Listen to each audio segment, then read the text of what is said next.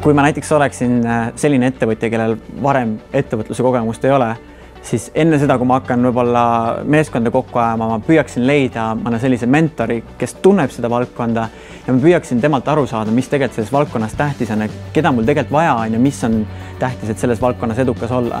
Et see oleks võib-olla soovitus, kui ei ole varem ise üldse meeskonna ülesehitamise kogemust ja nõnda, et lihtsalt kutsuda lõunale mõni inimene, kes selles valdkonnas on kogenud, kes on juhtinud tiime üles ehitanud ja just enda valdkonna kohta saada tunnetust, mida on tarvis.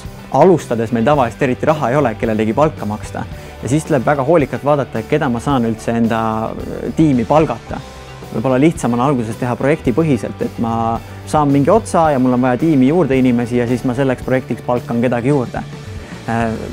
Muidu üldse tegelikult sisse ostetud teenuseid saab päris huvitavaid, näiteks logodisainid, kodulehte disainid on siis fiverr.com või on näiteks selline keskkond nagu upwork.com, kus on võimalik siis palgata mingi vabakutseline mingi kindla tööoperatsiooni tegemiseks või turu-uuringu või mingi asja ja tõenäoliselt see tuleb odavam kui kedagi endal palgal hoida.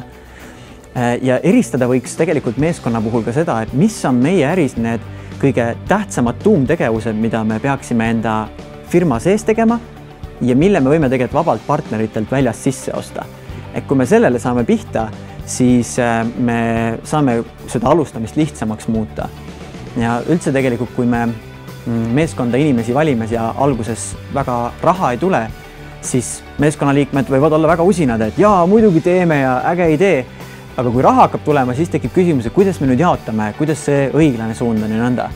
Ja seal kontekstis on oluline, kas on võimalikult ausalt ja võimalikult avatult algselt räägitud sellest, et mis on meie ootused teineteisele ja kuhu me oleme liikumas. See aitab natukene kaasa, et see toimiks. Paljud soovitavad muidu teha alguses enda kui äripartneri võtad ikkagi kirjaliku kokkuleppe, kus me lepime kokku, mis põhimõtetel me toimetame, siis on millele pärast viidata.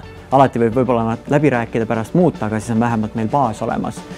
See on natuke ebamugav asi, mida alguses teha, sest meil on ju missioon ja me tahame asju koos teha, aga vähemalt mingid printsiibid paberil panna, kuidas me asju teeme, kui hakkab raha tulema, kuidas me seda jagame.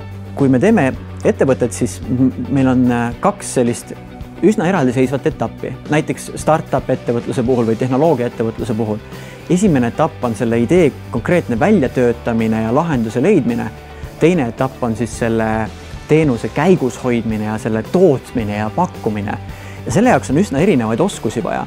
Ja võimalik, et tegelikult esimesel aastal, kui me oma startupi teeme, võib-olla me tegelikult vajame ainult eelkõige turundusinimesi, kontseptsiooni väljatöötajaid ja kangemaks progemiseks läheb alles hiljem. Et püüa vaadata enda tegevuses, mida mul praegu kindlalt vaja on ja mida võib-olla tulevikus hiljem. Kaardista need tegevused ära ja siis küsi, kas ma pean kedagi palkama või saan sisse osta või suudan kuidagi omal jõul teha.